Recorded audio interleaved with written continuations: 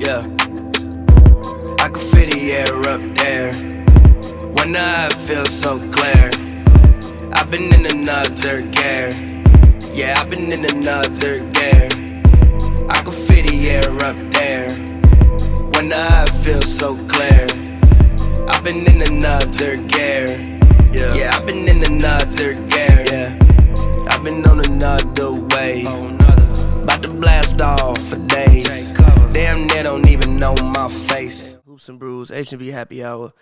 I definitely just said Hoops and Brews. I was gonna say H&B, whatever. Anyway, back again, H&B Happy Hour. Joe, how you feeling, man?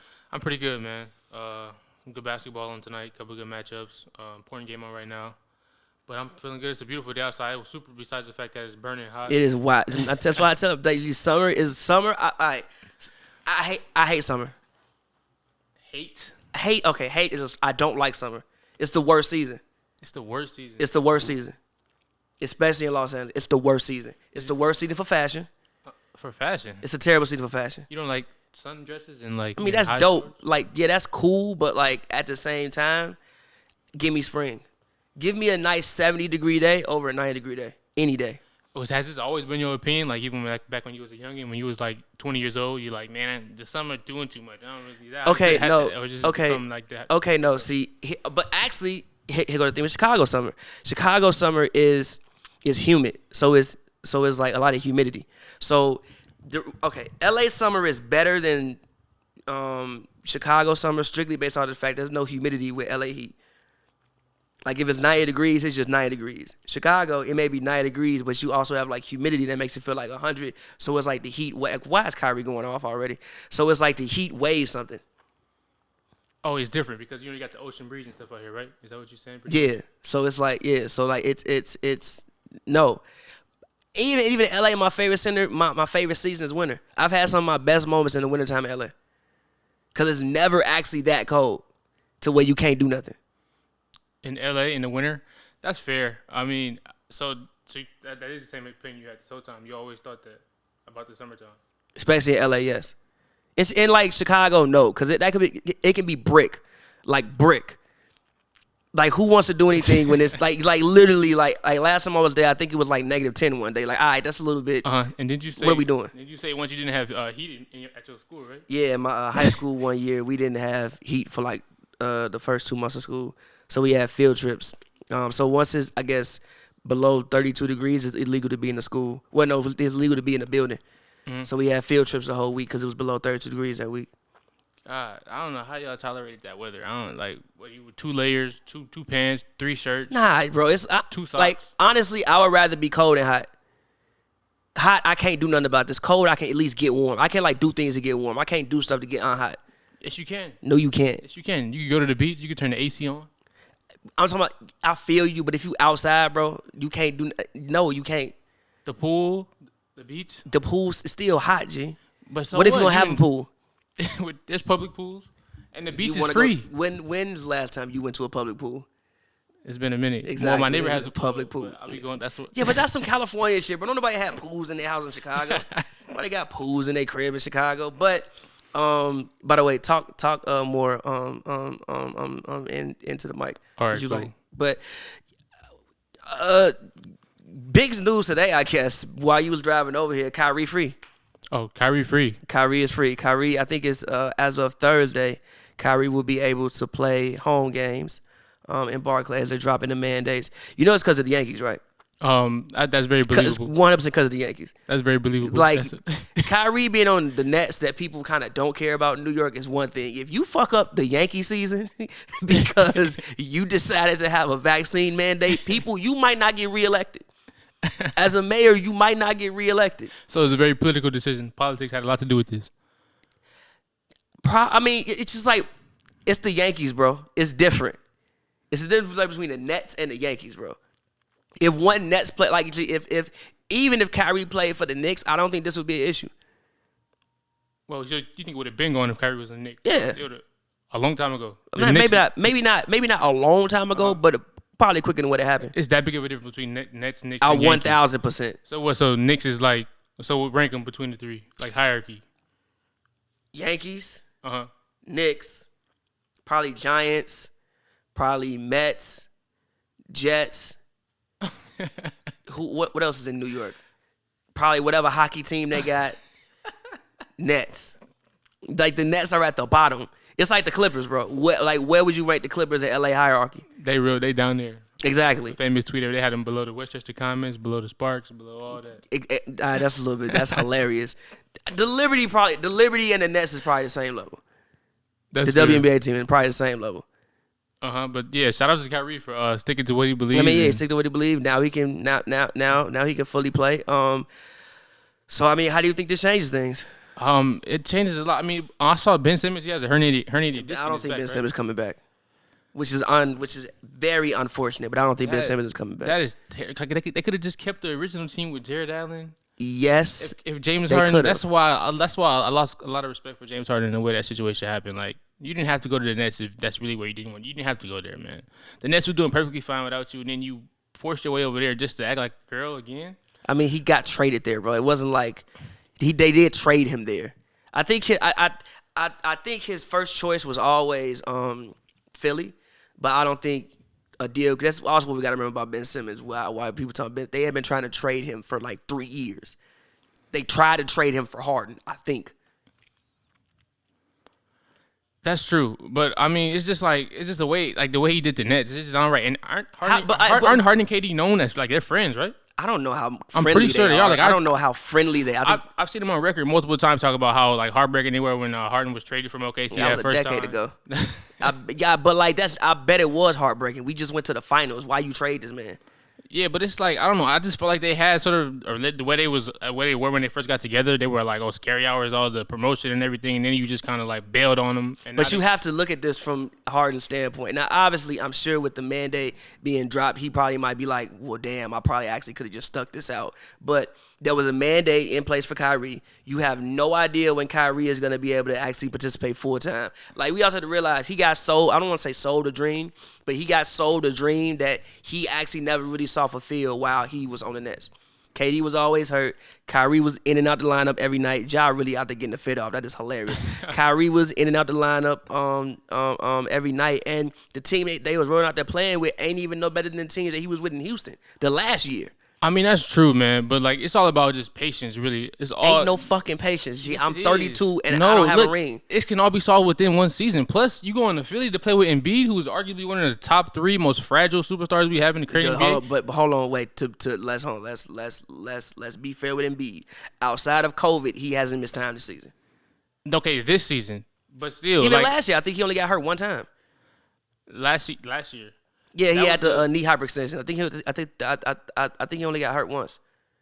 But still, just based off trajectory, like, I mean, and what we've seen in the past, I mean, that's like, come on, like, he one injury, now you in the same situation, if not worse. Like, it's just the NBA. It's just what you got to deal with nowadays. And he, instead of just like, sticking there, holding his head up and just pushing through it, he just, I want to be traded again.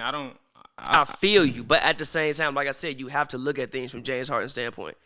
The dream that he got sold is not the dream that he ever once played with outside of, I think, 12 times in 2 years. That's not what he ever played with. He was out there with Patty Mills, Kelsey Edwards, Nick Claxton, and Blake Griffin. He wanted to be out there with Kyrie Irving, Kevin Durant, and him. This is the same James Harden I saw out there take to the Western Conference, take Jason Terry, Dantes Montejunas, and the rest of those, I think Trevor Ariza and the rest of those guys. Dwight was on that team, too. And that wasn't Cook. Dwight was on that team too. That team is better than that team team. Had no. That team had mad injuries. No. It was a very similar. No. Patrick Beverly is better than half the people on that team. Back then. He was just Patrick Beverly was better than half the people on that Nets team that he was playing. Was he even healthy for that year when they got to the conference finals? Pat was there. Are you sure? Pat was there, bro. I don't know. That roster was not very intriguing. And you know what I saw Harden do in that situation? He stuck. He still did his thing. He pushed him. And he came back the next year and he stayed and he just was like, this is what I'm here for. That was also like 7 years ago, G. I was like 26. As in Harden was like 26. I'm 32 now with a hamstring injury. Do you think I want to do that? But look at the talent that's around you. It's like, it wasn't on the court, G. The talent was in street clothes. Look at him. Look, he wasn't doing that because he wasn't there. We 2 months out. You can't wait. You too old to not have no patience at this point. That's why I don't have no patience, bro, because I'm older. But again, outside of that, like as far as when you just look at, I think right now with the Nets sitting, I did what did the Nets sit at in the let me actually look. The Nets right now they sit at as of today they are the if it ever loads they are the 8th seed. Maybe they can move up to 7th. I don't see them moving up to 6. Can they drop to 9 at all? How close to it? They can drop to 9. They could actually drop to 10. I doubt it happens. What's the difference between them and 9? A game. Oh, sheesh. Who's 9? The Hornets. Yeah, the Hornets. But as far as just looking at the story, like if let's say it ended today, they would be playing Miami in the first round. First of all, they got to get out the play-in, number one. I don't necessarily we gotta remember the play-in is a 1-game scenario. Now, obviously, Kyrie will be playing, but the Raptors, I've seen the Raptors play in person. The Raptors are a team that I wouldn't be, or maybe even if it's Cleveland, those are two teams. Now, obviously, if Jared Allen isn't going to be there, that changes everything for the Cleveland Cavaliers. But those are two teams that I just wouldn't be gung ho about playing. Number one. Now, when you get down to obviously, let's say if they get out that situation, then it's Hornets Hawks. I like their chances against the Hornets more than the Hawks because Trae Young is a guy like, what if Trae Young goes out there and gives you 40 and 10? And again, a 1-game scenario. 1-game scenario. A 1-game scenario. It's not the playoffs. It's not the playoffs. Like, obviously. Like March Madness type vibes. Yeah, honestly. like, obviously. And, anything can happen. 7 games, I trust KD and Kyrie and the team that they've put together to beat most teams. But in a 1-game scenario, I think a lot of these teams could pose problems for them. That's fair. But, I mean, at the same time, we're talking for the Nets, right? Yeah, Nets. Like, just what do you think? Like, just what do you expect? If they, even if they were higher seed, they would have still saw, a tough matchup. I really think them, Kyrie and KD have been clicking lately. Their chemistry is, I think, getting better. Drummond has been playing really good basketball. Drummond has been playing good basketball. Drummond has been looking good. Bruce Brown has been also playing really good basketball for them. Patty Mills, obviously, top 2 shooter in the NBA this season, statistically wise. But I mean, the Nets, obviously, I've been high on the Nets train ever since they first originally brought KD and Kyrie. So I think this is going to be a chance for them to showcase their talent and what they can and can't do. Like we saw in that Philly game, hostile environment, they both went out there and showed out. I could see them. No, there won't be no nerves for them. First round, second round, no nerves. They're going to come out there and they're going to showcase. They're going to put on a show every night. They both are very proven, experienced vets, been through pretty much it all. We've seen them in all scenarios, and we've seen them show out in all scenarios. And their play styles is very, you can't really game plan for them together on the same court at the same time. It's very hard. You can't I'm going to force KD yes, this way. Yes, you can. You can game plan for them. You can't game plan for KD and Kyrie. Yes, you can, but you could. Their game plan can be torched. Yes, it can. Again, I've said I think Kyrie is harder to game plan for than KD because I don't even think Kyrie know what he gonna do when he get the ball. KD, I think, obviously he's 7 feet, so it's like some stuff. If he gonna make it, he gonna make it. But I do think you can make. I think you can make life tough for both of them. It's very hard, but I think you can make life tough. My only okay. There's a plus and there's a worry with the Nets. The plus is you have a fresh Kyrie Irving, and he's probably mad. Fresh. He's Very probably mad. Ooh. He's fresh and mad. I'm sure he's mad and he's also fresh. Like Kyrie is a guy when you talk about injury prone. Kyrie ain't the most isn't a bill of health either. Mm-hmm. He's 30 years old now, but he's literally fresh. Mm-hmm. Like he's played 20 some games this year. And the thing about them is you can make it tough for him, and it won't even matter. Yes, facts. And it won't matter. Just 100%. It just won't matter. But and then my worry for them is Steve Nash as a coach. I think he can be grossly outcoached by a lot of coaches. I think Eric Spoelstra can outcoach him. I think Bud can outcoach him. Even in 1-game scenario, I think Nick Nurse can outcoach him. Who else is in? Who else are we looking at? Bud, Buden. I said Bud. Bud. Boston's coach. Doc. Okay, let's think about. In theory, yes, Doc should outcoach him, but we can get to Philly later on. In theory, I'm gonna put respect on Doc's name and say yes, I believe in Doc Rivers' coaching ability more than I believe in Steve Nash's coaching ability. Just off of things like rotations. Again, like I've said, even watching the Game 7, I don't think there was you didn't have to not take KD out the game last year. That's reckless though. Bud even took Giannis out the game. Yeah, he always taking Giannis out the game. Gee, you can't get a man bro. There are things called TV timeouts. As a coach, especially in those games, TV timeouts are longer than actual. I think it's like a minute long every TV timeout. right?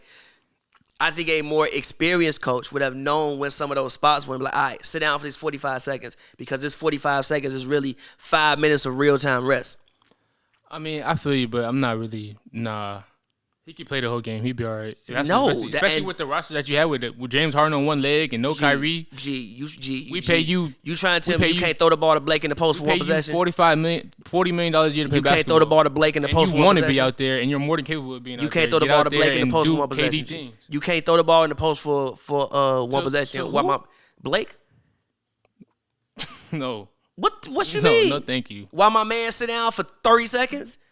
No. Of actual game time, which is maybe 5 minutes of real time. If you don't have to do that, you don't do it. In the playoff, where pretty much every second counts, every second matters. And I'm critical of Buzz for not giving Giannis more minutes. He played 48 or 9, and it works out for him. You said 48? I think in Game 7 he played 48 minutes. That game went to OT, right? Yeah. Oh, okay. I'm just talking about on the long haul overall. Why? You could have not given him more minutes. You trying to save him.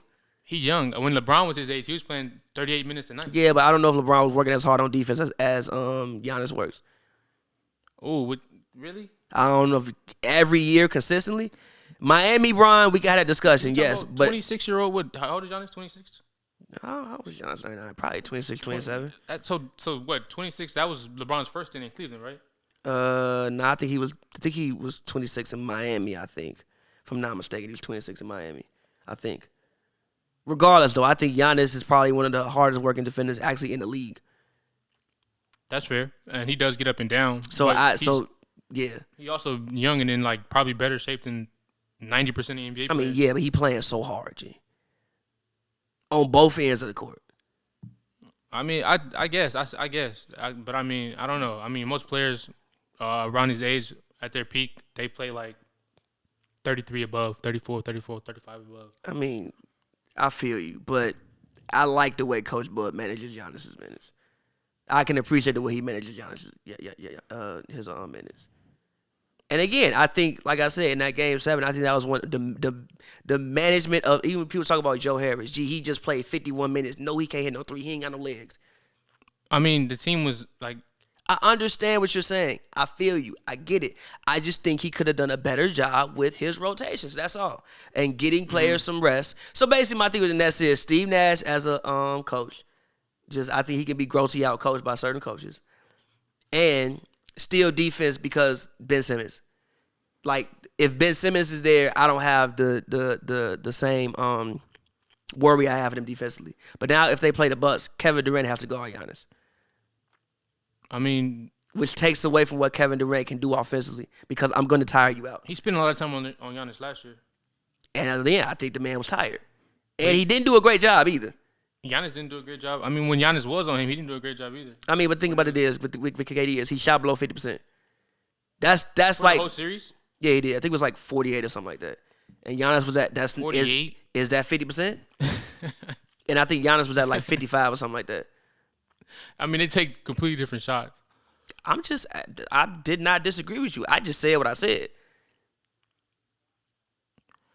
So that's my only fear for the Nets is one, defense, because one, Ben Simmons isn't there. Again, if Ben Simmons is there, it changes a lot. I mean, obviously, he wouldn't be 100% because you have a herniated disc, but at least if he can be on the court to just at least offer some resistance for certain guys to take the pressure off other guys. How long has he been treating the herniated disc? I think the whole season. Like, I think if I'm not mistaken, the reason why he was originally out was because he had back issues. Remember, the reason why he didn't come to camp was because he had back issues. That's fair. But so you're saying he might not be healthy if he come back? I mean, he's been treating all year. He should be. If he does come back, he should be good. But he's been treating for over. If he gets back on the court, he should be all right. But even still herniated disc, like, bro, you got to get and sit in a defensive position. Like that, like seriously, you gotta like crouch down in a defensive position, bro. Your back is herniated. You got a bad disc in your back. Have you seen Draymond since he came back? I have. He did just not put him back in the starting lineup. I feel so. Those are the negatives for the Nets. I guess they got the positives. And the positive is they got talent like no other. You have two of the greatest scorers the NBA has ever seen. But both of those guys, in my personal opinion, need to be around 50, 40, 90 for this to work long term in the playoffs. And for the entire playoffs, each of them. Yes, 50, 40, 90.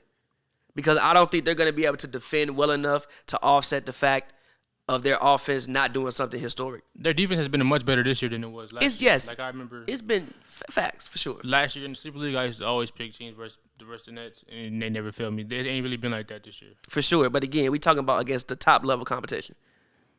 I feel you. When you playing the Bostons, when you play. Also, we can move on in a second, but when you playing the Bostons, when you playing the I'm not putting the Bulls in this because the Bulls are unserious. When you playing the Bostons, when you playing the Bucks. I mean, you see how they've looked since Brook Lopez has come back. Even like the Heat. I know people don't believe in the Heat. I believe in the Heat. I believe in the Heat all year. So, like, yes, I do think their defense is better, but I don't know how that holds up against top of the line team. I think the best defense they can offer is for them to be so efficient that they're always in the half court. God damn, he dunked his ass. Was that Jaren Jackson? Nah, that was Deandre Melton. Oh God. My goodness. Yeah, that was crazy. Like I said, I think the best defense they can offer is their offense being so efficient that they get their defense set every time down, or almost every time down. Mm-hmm. But I mean, they can also play in transition a little bit. Bitch, get your ass off me, boy. Your ass off me, boy. Yeah, Get your ass off me. They can play in transition a little bit though. Get some open looks with Curry, get KD out there in transition. Yeah, they don't really have any transition players though. That's also what Ben Simmons. That's why you shoot was threes for. in transition. Yeah, but Ben Simmons adds another. Like Ben Simmons outside of LeBron, Giannis, Steph, I think is still great in transition, obviously, because he can just shoot it from anywhere. Ja Morant. Ja, Russ. Ben Simmons is in that category of best transition players in the definitely league. top 10 transition players. He's top 10, arguably top 5. Yeah, that's in the facts. league. That's true, for sure. Kevin and KD are both Kyrie and KD are both more half-court players in my personal that's not opinion. really their strength. That's not really their strength. So I mean, I hope he can get back out there. I really want to see. I'm dying to see Ben Simmons in that jersey this year. me too. I would love to see it. It would be great for me. I don't think we're going to see it this year. But moving on, I know you have some things that you want to talk about. Oh yeah, for sure. Random topic. I think Jokic, his numbers. I think he might be the greatest fantasy basketball player in NBA history. I'm not going to argue with you because his numbers Yeah, I mean him. MVP Russ was insane. MVP Russ was stupid. Was insane. But he had the turnovers on Stino. Like Russ was still have the turnovers didn't even matter. Facts. He was going. Because he was getting steals, blocks, he was. And it just them two cancel each other out. You get a negative one, and he was getting like 40, 10, and 10 like every single night. Facts for sure. So Russ, I think 2014 KD up there, probably 2013 LeBron. But like amongst these guys, Giannis was insane for his back-to-back MVP. Even to this day, Giannis, right now, Giannis is insane as well. But like Jokic, like he's insane. Like he really might be the greatest fantasy basketball player we ever seen. People don't realize this. A lot of people don't realize it. He's kind of under the radar because in Denver. he plays in Denver. He plays in Denver. But like his just stat lines, you look at it. The other day he had like 30 points, 14 rebounds, 11 assists, every day. 3 steals. It's like every night he's doing this consistently. Didn't he have a triple-double in a half one time this year? I think he had a 30-point triple-double in like a half. Yeah, because he had 5 blocks and 5 steals as well, or was it? What? No, I'm talking about. I think it was against the Clippers. He had like a 30-point triple-double in like the second half. Like not for in the second half he did that. Constantly just like applying pressure. People just need to really like realize what we're seeing right now. He's arguably outside of Wilt Chamberlain and Shaq. He might be the greatest offensive center of all time. Wilt Chamberlain, Shaq, who Kareem. Yeah, Kareem. Forgive me, Kareem got to be up there. Kareem, forgive me, Kareem got to be up in there. It's in the double O. But even I would. The reason I would put Wilt above them is because I think Wilt led the league in assists. Wilt led the league in everything. Yeah, but he also led the league in assists. Like Jokic is a guy who, I mean, I think if he wanted to, he could lead the league in assists or at least come close to it because he does it every single year. Like when you talk about his offensive output, he's literally on the short list of best offensive centers of all time. That's facts. And the Nuggets, they're doing something. They're working on that. Have you seen the emergence of Bones Highland? He's playing really good basketball. Bones Highland to me is like next in the Jamal Crawford lineage type of thing. Yeah, shout out to them. The Nuggets for finding that gym in the draft. He got a long career ahead of him. And also, even though Jamal Murray, I thought he was clear for the G League, but they said he must have maybe had a setback, kind of sort of Wiseman. But he not in the G League. He might not be seeing Jamal Murray. They had an update on the status, and they said he had a setback or something. I didn't really expect to. He got hurt in what was it, April last year? He got hurt in the Nah. It was April. Cause I remember I was in Chicago and I was at shout out Mike Pillars. I was at my homie Mike's house. They were playing the Warriors and we saw him get hurt. So that was in April. It's about a year-long injury, so I wouldn't be shocked if we didn't see him this season. Which sucks because I think when you put the Nuggets fully together and you just give Jokic even like a little bit of help, that's a championship team. And I think this year would be a great year for them because when I just look at the West, I don't see any dominant. I think everybody has questions. Somewhat. I mean, a couple teams separate themselves, but outside of that. It's like the Suns, who've been the best team in the West all year. Everybody else outside of that has questions. The Warriors have questions? Oh, it's what? Because Steph hurt. Because Steph hurt. Draymond, obviously coming off a back injury. Klay Thompson has looked like this ain't the. Granted, obviously, Klay been gone for 2 years. Man. He on and off. Klay been gone for 2 years, but this ain't the same Klay that we was looking at. There was a play last night at the end of the game, in which I told you Wiggins right now is better than at everything than Klay Thompson outside of shooting the basketball, and even that's debatable right now. At this very moment, it's debatable. There was a play last night. Can't make a free throw. When Cole, huh? Wiggins who can't make a free throw. And he's shooting like 70-some% from the field from the Not since the All-Star break. Yeah, cause he all fucked up. Free throw. Cause Klay taking it, he messed up. Klay taking his shots. Klay be out there flagging, bro. Klay be out there flagging. Klay said, "You know who I am." Facts. He ain't just come out there flagging like, bro, relax. He made it and get that 75, man. There was a play last night, which he didn't deserve to be on the list. There was a play last night in which he doesn't deserve to be on the list. Play last night in which Cole Anthony had Wiggins on him and said, "Nah, I want Klay for the game." That would have never happened years ago. You are not seeking out the switch for Klay 4 years ago. That's fair. I mean, you're not doing it. Give Klay some time. I know. I get. He's been off 2 years. But what I'm saying, everybody has questions. Do you think Klay needs to be humbled, or should he keep doing what he's doing? I think somebody should have a conversation with Klay Thompson. Relax, brother. Like, just relax. Like, literally relax. But I understand them doing it and them trying. Like, bro, that was like what game was that where they ran the Klay ISO for the game? You wouldn't have done that 3 years ago. What are you like? When he hitting, he still looks like Klay though. Like he's had a couple. He just had 38 on the Bucks. Yeah, really good game versus the Lakers. When he's hitting, he's still Klay, but no, he don't look like Klay because the defense ain't the same. But he's still a good basketball player, though. Yes. Yeah. And again, I don't want to pile on the man because the man ain't played basketball. Literally, COVID didn't exist last time he played basketball. That's why a lot of things didn't exist. A lot of things didn't exist. Was Dalit out? When Klay Thompson got hurt, that was 2019 finals. Dalit was out. Was it? I think it was out. I think Dalit came out 2018. I think Dalit was out. Yeah, Dalit. I might have been 2018. Yeah. No way. Wait. Dalit came out. 2018. It came out in 2018. Okay, so Dalit was out. Okay, that's fair. But yeah, so I don't want to pile on the man. But nah, I was like, yeah, when you think about it, Jokic might actually be the best fantasy basketball player ever. And people don't see it, man. A lot of people sleep. I mean, I know he's always on social media for a viral pass every once in a while, but he still don't get the type of recognition. Like if somebody else is putting up his numbers, like if let's say anybody, LeBron or anyone was doing like kind of what Jokic was doing, like people would be just, oh my God, it's over. That's the NBA's fault. They don't market their players well. They don't market them. That's one thing. I grew up like a diehard like NBA fan, but over the past like couple years, I really been getting into the NFL, and I kind of noticed how the NFL's presentation is like about 1 billion times better than what the NBA is doing, and I don't think it's really close.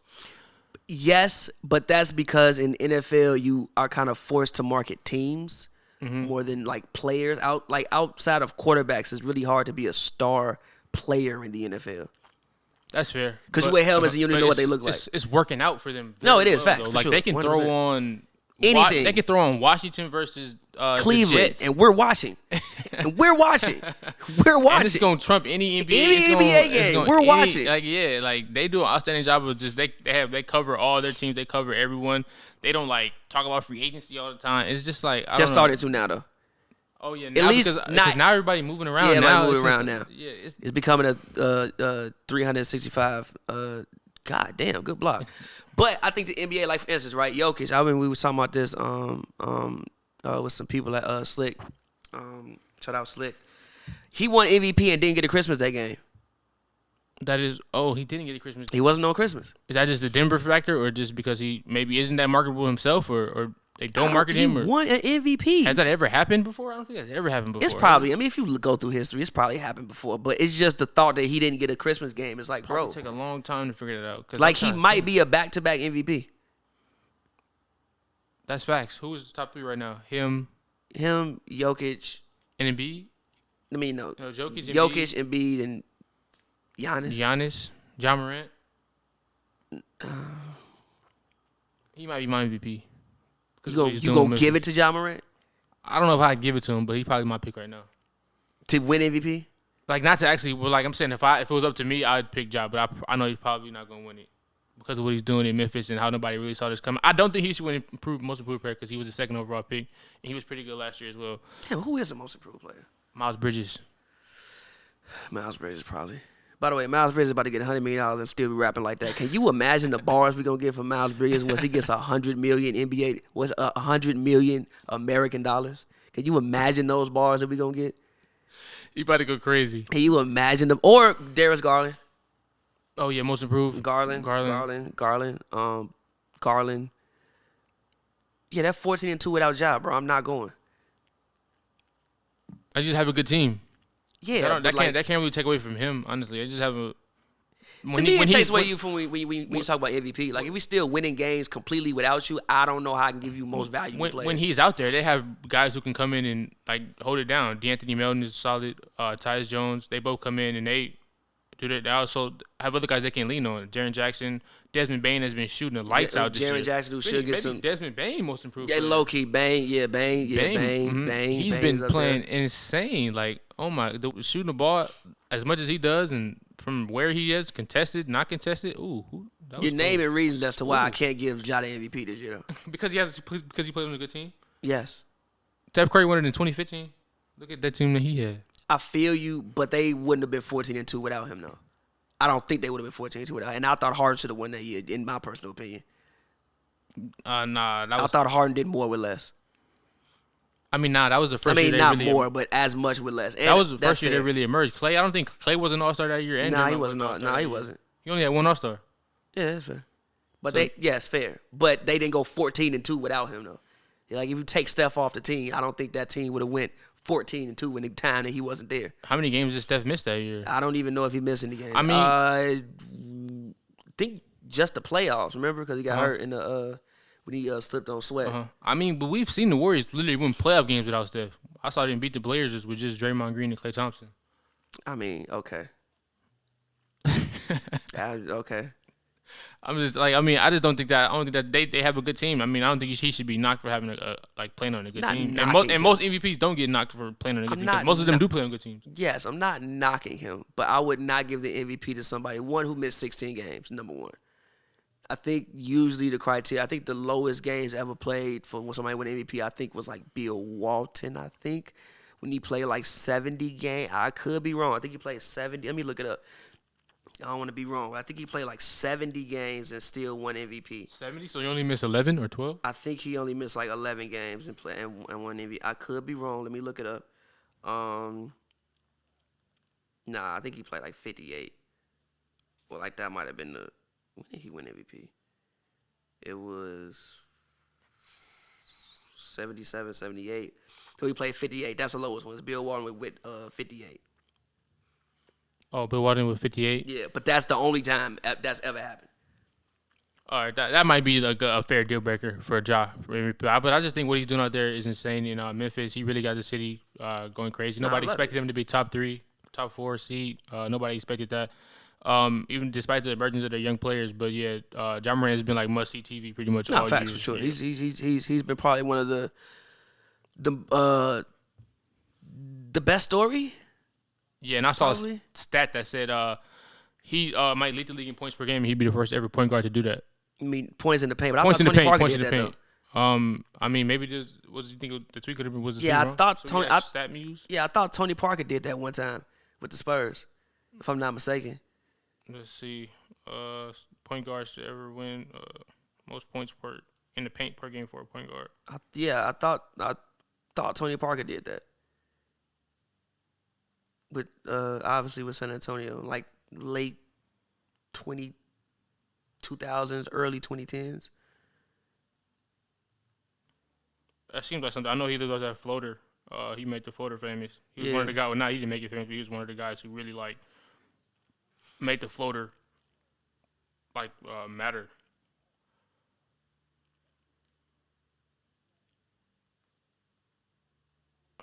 I've also actually never used that muse. I should like. For real? Yeah, I've never used that muse before. I've slightly used it. I always see it popping up. I mean, probably because he was not taking many threes, and I see 1 year he took 16 twos and only took 1 3 a game. Tony Parker, yeah, he was famous for his drop step. He'd get into the lane like it was nothing. Yeah, but regardless, I thought Tony Parker did that as well. But one other name, Devin Booker for MVP. I've been seeing people say Devin Booker for MVP. Devin Booker said himself he don't. I disagree with that. You disagree with that? I strongly disagree with it. I don't even think he should be. If he gets some votes, 8th. Have you been paying attention to what he's done without Chris Paul? Okay, they have a great team. Have you been paying attention to what Deandre Ayton has been doing without Chris Paul? Deandre, he gonna have other role mates, but he's not. Booker is the engine that gets him going though. I think Deandre Ayton's the best player on that team, but we can have that argument till the cows come home. Deandre Ayton is not. No, DeAndre Ayton is nowhere near. I think no, Mr. No, he's never in consideration. Has he ever? He's never been considered for All-Star game or no. Giannis destroyed that man last year. I mean, it's Giannis. Who doesn't Giannis destroy? But Ayton is the number 1 pick, and he's 7 foot. That's like great. It's Giannis. Did you see the job Ayton did on Jokic though? That's way different. Circumstances. The MVP. That's different. Dealing with Giannis and dealing with playing with Austin Rivers and Oscar Capazza out there in the backcourt is different. It's Giannis though, G. But so what? I just think Ayton. I think one, he's not an all-star. They don't give him the ball enough. I think he don't need the ball. What you like, G? Ayton, what has he been averaging in the D-Book gonna hold his own no matter what the matchup is. You put him across from who? Zach LaVine. You put him across Harden. You could put him across any of these top tier shooting guards. Bill, no. I just told you about what happened to that man in the finals. he got a historic. First of all, yes, he did. Yes, he did. But listen, there is no shooting guard that has the powerness of what Giannis has at his position. Like none of them in the league are that good. Giannis good. So, number 1, let's put it there. No. Yeah, Ayton is just not his own team didn't. What team got a number 1 pick and then don't want to extend him? His own team didn't even want to extend him. They gave Landry Shamet. You want to know why they didn't want to extend him? Extension before they gave him one. Listen. We've done this before because he wants max money, but with the way they use Ayton, his numbers don't. He gonna. That's the way any team in the league would use him. But listen, his numbers don't allow him to say, I want $210 million. I will play hardball as well. You average 15 and 10, and you're asking me for Trae Young's contract. Get the fuck out of my face. Get clean out of my face. So the only reason he didn't get that extension is because of how they use him. So no, 90% of teams will use Ayton the exact same way he's being used on Phoenix right now. And again, so that's what you mean. And look again, 90%. We can go to again. 90% of teams would lose because you have a high percentage player that you are not using correctly. They got to the finals that way. I understand that. Off of Devin Booker's back. It was not off of. It was not. Chris Paul was hurt earlier. It was not. Whoa. It was not Chris off. Paul got hurt. He was playing one hand. Ayton beat the shit out of Zubac in the Zubac is an average. I understand what you're saying, but that was the huge separation. I think everything else was pretty much equal. The one thing that was not equal was Ayton was beating the shit out of Zubac. Shout out Zubac, nice guy. Used to love going in the locker room and having a conversation with him post game, but he was getting his ass whooped all 5 games. Devin Booker. That's not saying Paul too much. George outplayed Devin Booker in that series. Kawhi Leonard was also out. I understand that. Even more. Paul George outplayed probably slightly. And you know who completely dominated their matchup? Ayton. DeAndre Ayton. He should. Zubac is a very in the inferior month player. Of March. Just like how he's very inferior to Giannis Antetokounmpo, and so he dominated the next series. Ayton is averaging 14. First of all, he only playing 27 minutes, which is wild. That's actually not. That's on. Wait, no. In the month of March, Ayton is averaging 19 points, 10 boards. This is on Basketball Reference, so it was a little bit wrong. Forgive me. And shooting 66% from the field. That was a month in January. Granted, he only played 4 games in January. But this man shot 72% from the field and shot 100% from the free throw line. You have a player who's shooting, like, his worst shooting month this year was 61%. He's shooting from the field this season 64%. You have a man shooting 64% from the field. Can I ask you a question?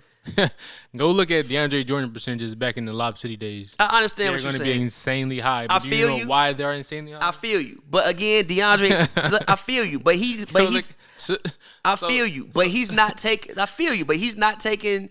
DeAndre Ayton was not taking. What is his per?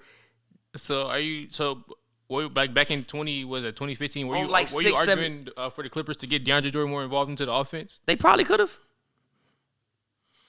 And then look, DeAndre Ayton. No. DeAndre Ayton's skill level and DeAndre Jordan's skill level are two completely different skill levels. Jordan jump higher. Okay. What else does he do better? Block shots, protect the rim. Debatable. I didn't ever see DeAndre Jordan as a rim protector. You didn't see DeAndre Jordan as a rim protector? Rim protector, Nobody no. going in the lane when DeAndre Jordan's standing there. Rim protector, no. How many times you seen him get posterized? I mean, And that means a lot because most 7-footers is getting. How much you see Ayton get posterized? That's fair. He probably don't get posterized. He doesn't get posterized that much either. So it's probably about equal in that range. But look, I'm just saying that the Clippers didn't give DeAndre Jordan the ball that much because he wasn't gonna do nothing with it. Ayton is not DeAndre Jordan. Ayton can shoot threes, G. Slightly. Ayton can also shoot. Barely. He barely. Also, DJ probably would have got the ball more if he could shoot fucking free throws. You shoot 45% from the free throw line. No, I'm not giving you the ball. We just gonna foul you. Even if I do give you the ball because you have a mismatch, he's gonna wrap you up. You're gonna go to the free throw line and miss 2 free throws. What the fuck does that do for me? Ayton, at the very least, shoots 80% from the free throw line. There's no weakness. There's no weakness. Besides the fact that he probably ain't gonna score it. How's he not gonna score? He averaging 18 points right now. Shooting 63% from the field. Because he don't got no. He ain't got no moves. Lie. I will stop this game. Pull up the DeAndre Ayton compilation. Why he didn't do this last year then? What you mean? In the finals. They didn't give him the fucking ball. Oh my God. They really don't be giving him the ball. I mean, so they agree with me then. I don't know what they agree with. You use players to the extent that they're supposed to be used to. He's not ready for a role like that. I don't know if he's not equipped for that. Number one, I don't know if every team does that. I think in theory that's what you do. But I don't know if every team uses players to the master's ability of how they should be used. And again, this is why these teams, I can have this argument 1 million times. Why the Jazz and why teams like the Suns, I think, will probably at some point in time falter because you have a high percentage player who you are deciding to not use. It's better options in Phoenix. You swing it to Mikal. That's a better option than Ayton? Not a better option, but it's just he's an option. You have two options. You have 2 options that I would say are better. Devin Booker sometimes and Chris Paul. You want to talk about efficiency? Devin Booker, he's don't even shoot 50%. Lights out. Don't shoot 50%. Since Chris Paul, he's holding that since Chris Paul went out since the break. Is he shooting 50% since then? I'm pretty sure he is. By the way, Ayton shooting 66% in that same time period. Just want to throw that out there for you. On how many shots? That's a good question. I just looked at it. Hold on. Ayton is shooting. Devin Booker without Chris Paul averaging 27 points per game, 52% from the field, 41% from 3, 90% from the free throw line, and 63% true shooting percentage. Okay, and look up. And 7.8 assists. Okay, that's incredible. And look up Deandre. The difference between them two is pretty drastic. They didn't hesitate to give D-Book his max. Best believe that. They had nobody else there. They didn't hesitate. If they did have people there, like number one, they had nobody else there. Also, Devin Booker was still averaging 20. If you average 20 as an agent, if you average 20 and you are 22 years old, as an agent, I can walk into any team in the NBA and say, give them a max, and they'll give them a max. So Ayton's skill set don't present that sort of demand. No, his skill set doesn't bring that sort of demand to the market. No, his numbers don't bring that sort of demand. to the Suns. So you can play hardball with him. He'll probably end up getting his max after this season. He's averaging like 17 and 10. He'll probably get you a max. But last season he was averaging like 14 and 10. Not saying that I thought he was better than 14 and 10, but he was averaging 14 and 10. I'm not giving nobody averaging 14 and 10 a max contract. We'll see. He's restricted this year, right? Yeah. They might bring it back. I mean, we saw we don't also sleep on how well they played when they had Bismack Biyombo and JaVale McGee out there, and Ayton was hurt. I mean, that team also still remained afloat. I mean, yes, but JaVale McGee is a what we've seen playing recently. Great basketball this year. Yeah, no, he's a very quality center. Like he's like for the past 6 years, he's produced everywhere he's went. I remember the first year he was with the Lakers. I was like, damn, he should be an all-star. Like the first half of the season, that swiftly ended. But the first half of the season, I was like, damn, he should be an all-star. Yeah, he was really good. He was balling. It's like so JaVale McGee has brought value. He's probably the best backup center in the NBA.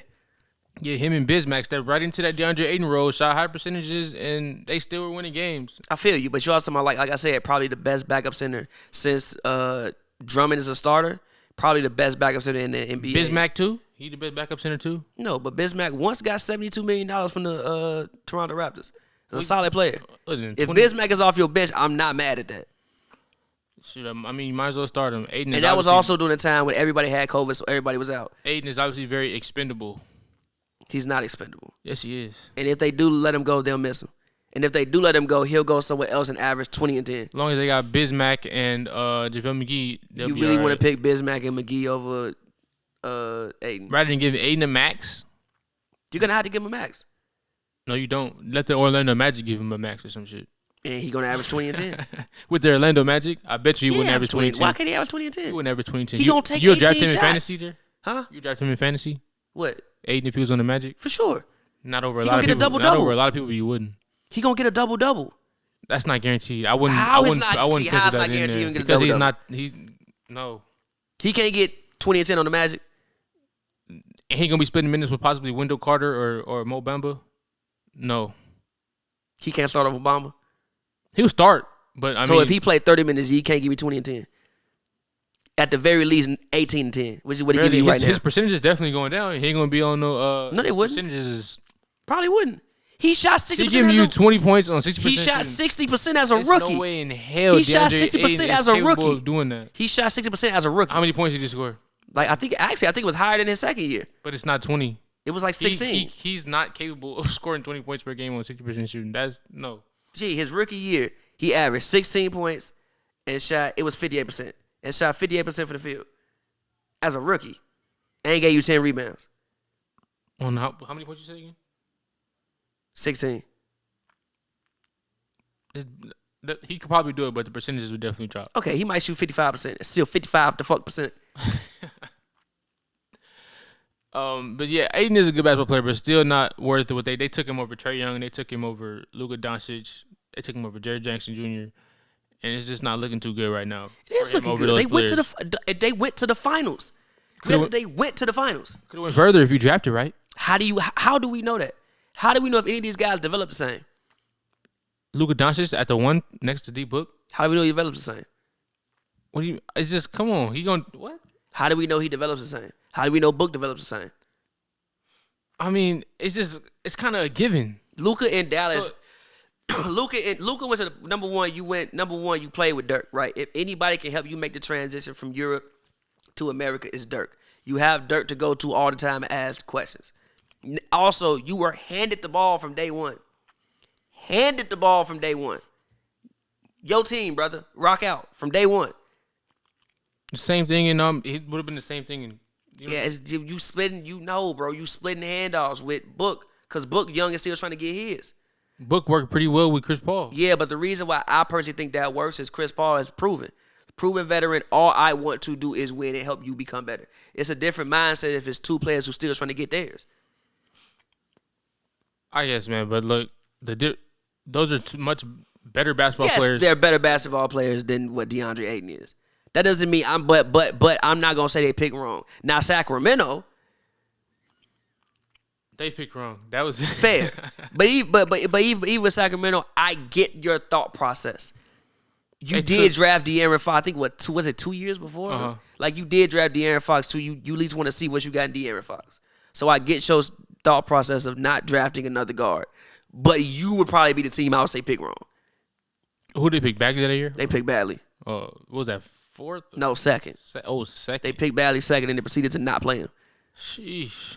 Yeah, that was recently though, right when they took him out the rotation. They played him off the rip though, right? Nah, they kind of did, but he like got hurt, and then like he came back. He was always in and out the rotation, and he got mad. Then Luke said, "I'm not playing you." Then Alvin Gentry came in, kind of played him, then they traded him. Damn, the Knicks not even gonna make the play-in. Yeah, Knicks are Knicks went full Knicks. But I do love what RJ Barrett's doing. Yeah, and also Emmanuel Quickly's been playing really well lately. Quickly as has well. been playing well. Quickly's been playing some good basketball. They never end up getting D Rose back, huh? But, Nah, I don't think D Rose coming back. Have you been watching the NCAA tournament? just a little bit. I saw some Banchero. I'm a Duke fan, so I saw a little bit of them. I saw them getting the job done, still moving forward. Are they still in? They are. Who they play next? I think I'm not sure honestly, but one thing about the tournament, who's impressing me, it was going to be a lottery pick next year. Have you seen Chet Holmgren? I was about to ask you, what do you think about Chet Holmgren? I think he could be what Porzingis was supposed to be in the NBA. He put some stat lines we've never seen before. He had like 5 blocks. Yeah, he did have one crazy stat line. Yeah, he's mobile.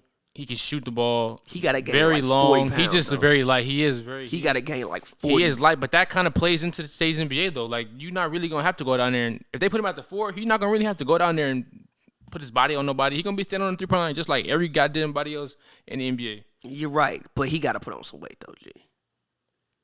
I don't know. He got to put on like 30, 40 pounds, G. 30, 40? Yeah.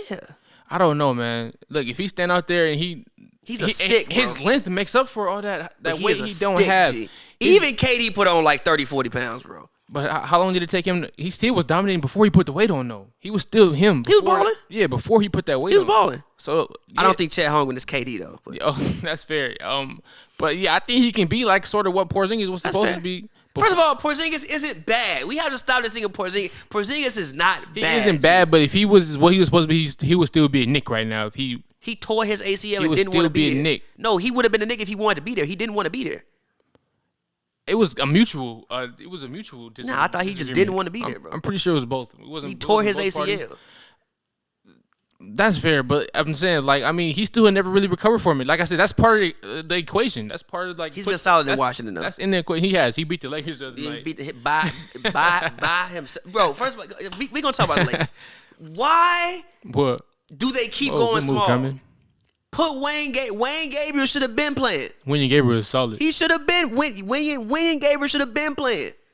Gabriel is solid for sure. At least when you put Gabriel next to Braun, it helps out the small ball. Yeah, he moves out there. He really can help rebound. Good pick and roll. Very good pick and roll defender. Very good Can pick and definitely roll guy. rebound. He can help Stretch the floor. stretch the floor. Why were you running out there stand all them little guys? Yeah, that's one thing. I always like we said, the Lakers. You can point the blame in about a billion different directions. But one of them definitely for sure has been Vogel's coaching. Even I'm not trying to throw him under the bus or anything, but he's one of the fingers direction where you can point it to. Has been Vogel in some of his rotations, and part of that is the winning Gabriel experience. Also, one thing about the Lakers, they coming off a huge win in Cleveland, a game a lot of people didn't expect them to win. So when they did win, that meant best game this season. What he had 38. No, that was LeBron. First of all, that was a masterful performance. That was a That's masterclass. controversial. I don't know about that was a masterclass. He in always, LeBron you James. know, he always gonna shut in Cleveland from here on out. But that was a masterclass from LeBron. He did nothing wrong, for the most part. Nothing wrong. Did he dunk the shit out Kevin Love? That is top 5 LeBron dunks. I might go with the Warriors game over that one, but I get what you're saying. Okay, yes, the Warriors game is up there. The Warriors, yes. The Warriors game in LA. Warriors game is probably the best because it's the Warriors. But that Cleveland game was masterful. It was. He really did put on a show. Also, Westbrook started that game. Westbrook has been actually playing really good basketball over the last 3 games. So shout out to him. But most of these last 3 games also have all been on the road. I don't think that's something. I think that's people should highlight that. Let's see coming back to Staples. I mean, not coming back to Crypto.com. If he'll be able to keep that energy. Maybe hopefully Lakers fans been doing their homework and realize he's been playing much better, more effort. He's been getting other players involved, also been able to score the basketball, been shooting the ball better, doing everything pretty much just looking like what we thought we would get in the offseason when Westbrook was originally acquired to become a Los Angeles Laker. So let's see if he still gets some of the sort of this will be huge. They're here tonight, right? So this Yeah, however tonight. the fans react to us at Westbrook tonight is honestly going to be huge. Hopefully, we can see more behind them. Hopefully, they've been doing their homework and actually watching the games and realizing he's been producing, and is the reason why we have been 1-2 out of our last 3. I'm sure. So yeah, shout out to y'all Laker fans. Let's see what y'all do tonight. The way y'all respond to Westbrook, y'all should definitely have a different energy for him. Even though I never thought the energy I have for him was appropriate, but it should be different, and I should be behind him so he can continue this good basketball.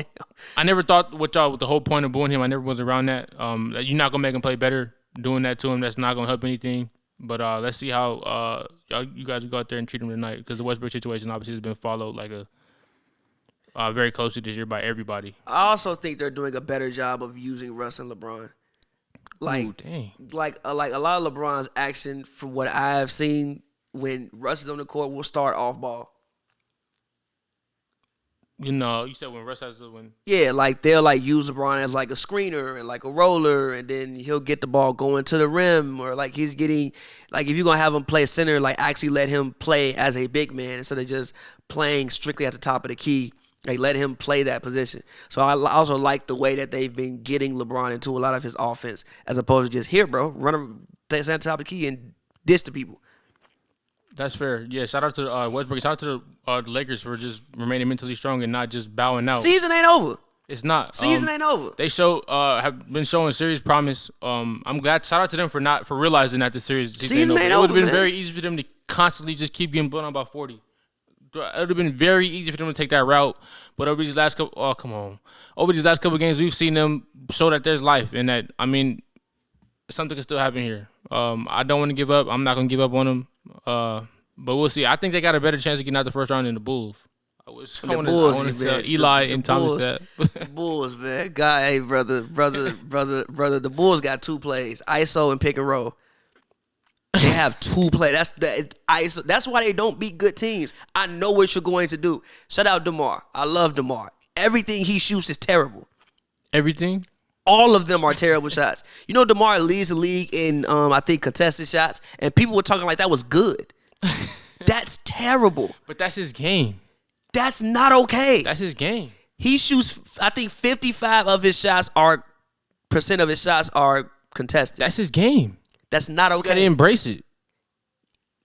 I'm telling you what's gonna happen, bro. Him and Zach gonna both have a game in the first round in which they collectively shoot 35% from the field. Yeah, I don't think this was ever this team was ever obviously a championship contender because of championship. No, limited. I never thought that. They are limited. They honestly, they kind of as far as play styles go, what you were saying earlier, they kind of like a bootleg KD and Kyrie. Is that fair? Yeah.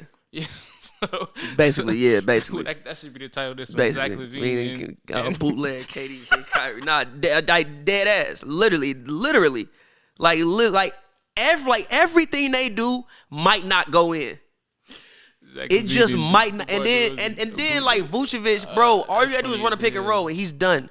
I remember they played the Spurs earlier this year. The Spurs didn't call anything but pick and roll for an entire quarter. Like, it wasn't even complicated. That's hilarious. And Jakob Poeltl went out there and looked like I don't even fucking.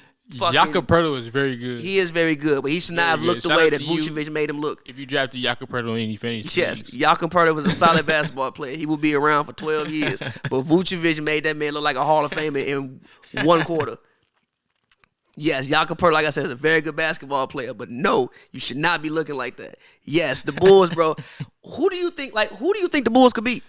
In the playoff series, in the first round, right now they would be playing Boston. Who do you have in that series? I definitely have Boston. That's fair. I think that their scores are much better and their defense is also much better. I think Tatum scores the basketball better than DeRozan and Levine. I think Jaylen Brown arguably scores the basketball better, if not just as good as those two. Who? I'm not going over with Zach LaVine, brother. Not going over Zach. I'm willing to go there. I'm not going there with you. Why not? Because he's 50. He's just as explosive. He's not explosive as Zach LaVine. Explosive, no. I mean, with Zach LaVine playing on one knee. Yes. That's the thing about Zach LaVine. Zach LaVine is playing on one knee. Yes.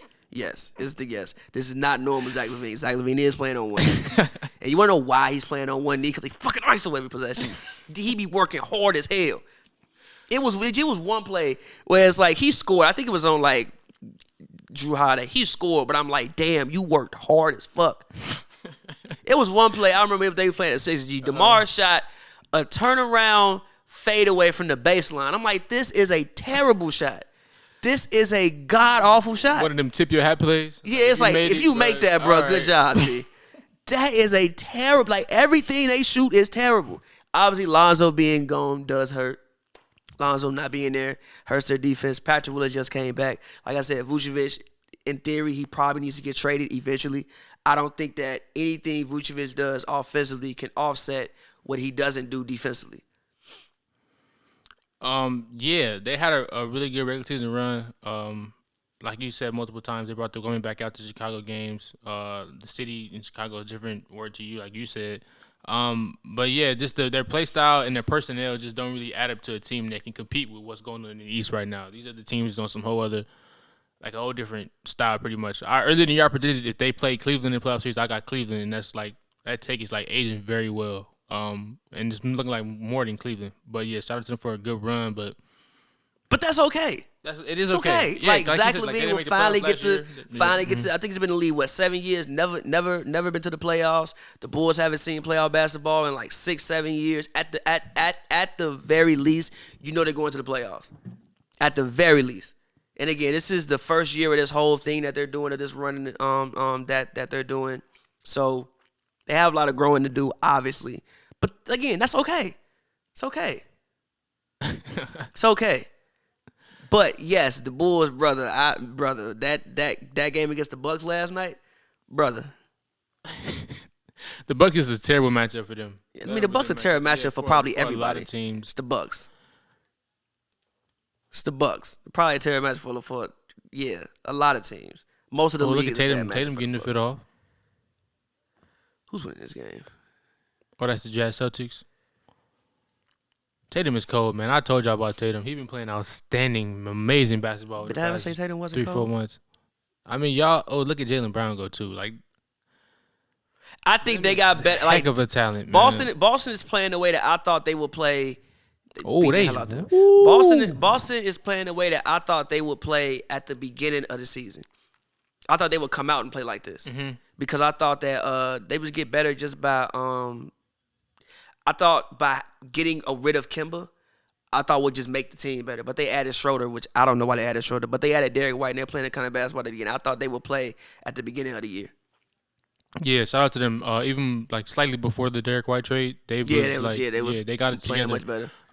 Shout out to the coaching staff in Boston, even though I can't stand them. But yeah, they kept their core. They got a lot of criticism for keeping their core sometimes. Like kept Marcus Smart, they kept Robert Williams.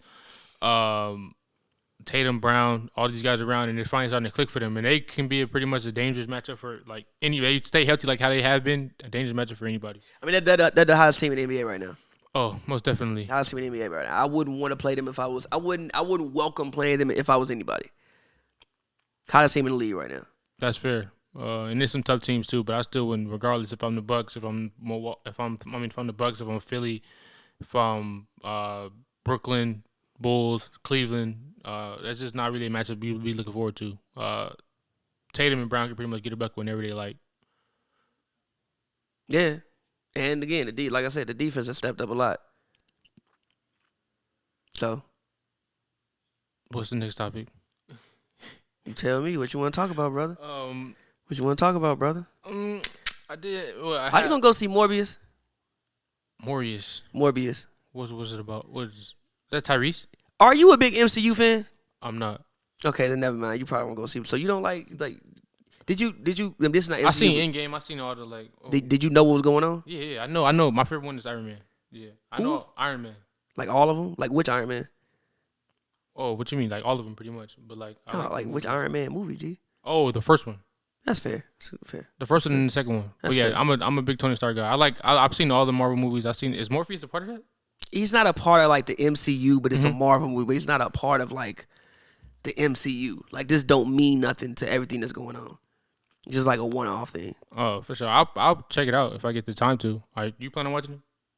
I may watch it. I'm not like no diehard, but yeah, I definitely have seen all them, like majority of the Marvel movies, and I know all the characters. Did you see Batman? I didn't see Batman. You should go see Batman, bro. You saw it? I saw Batman. They say it's not enough fighting in it. Huh? Detective work.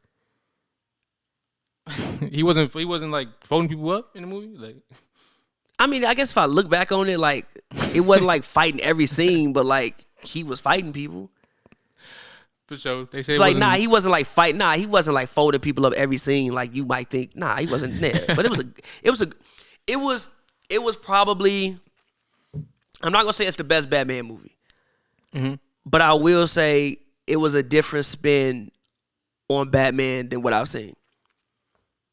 In what way? Just just more of just like the. It was darker. Oh, so is it at night? Gotham City at night most of the time? For the most part, I don't think there's any day. Like, day doesn't exist in this Gotham for the most part. Like, there's not day, there's no day. No like, sun at all. The most they get is like to dawn. Is that done intentionally? Is it like kind of like they got Arkansas vibes in Gotham City, or I mean Arkansas, Antarctica. My bad, I'm tweaking. Antarctica. Yeah, you know how the sun only comes out for like. You mean Alaska? Oh, yeah, Alaska. Nah, I mean the sun be out. He just don't go. It's Batman. Like, why am I going out? I'm Batman. I don't go out when the sun is outside. I'm Batman. G. I'm Bruce Wayne. I don't want no sun. The most you get, like I said, is dawn. Like he be linking with Catwoman at dawn and shit. Well, he be linking with Gordon at dawn, but like they don't never. It's no sun the whole movie. And I like the way they did God. And the sound and the score of the movie is actually incredible. The movie score is incredible. Movie score. The movie score. Oh, you talking about the ratings and stuff? Nah, like the score of the movie. So like the music, like you know when music comes in at random part. Okay. Whoever. The soundtrack or. It's not. I don't think it's really the sound. Yeah, I guess. I don't know if the score and the soundtrack is always the same thing, but like, yeah. That's interesting. I definitely put it on my list so I get time. I want to see. I mean, it's coming on HBO Max in like 2 or 3 weeks now. Like, if you haven't went to the movie to see it, like, it's no point in even. I got HBO Max. Yeah, it'll be there out there like in like 2-3 weeks. Have you watched Winning Time? What is that? Oh, that's the Lakers show. Yeah, No, I haven't got to it yet. Have you? Nah, I feel like it's a gross over exaggeration, which is why I haven't. Situation? Yeah, I feel like it's a gross over exaggeration. Like the way I've seen them make Jerry West look. Granted, I've meeting Jerry West as an 80-year-old. People change when they get to 80 years old, but the way they had him looking, like he was wilding. Maybe he was wilding. Maybe he was wilding. I don't know, but it looked like it seems like it could possibly be a gross over exaggeration. That's hilarious. It seems something interesting. Wasn't Thomas was trying to make us watch it, right? Everybody tried to make me watch every show on planet Earth, and I'm probably not watching any of these shows on planet Earth. When the last show you watched? What's the last show you watched? Sex and the City when I got really bored one day. Jeez. What else? Nothing else? You don't watch like Insecure, you don't watch Power, you don't watch Snowfall, you don't watch Euphoria. No. And my cousin knows Snowfall. Don't watch it. Euphoria? Never seen that episode. You say you have a blood cousin on Never seen it. And you still don't want to watch it? No. So you just hate television? Nah, it's just I don't care. I don't hate. It's just I don't care. But that's why you watch it and you engage with the show. Like and no, you, look, check it out, bro.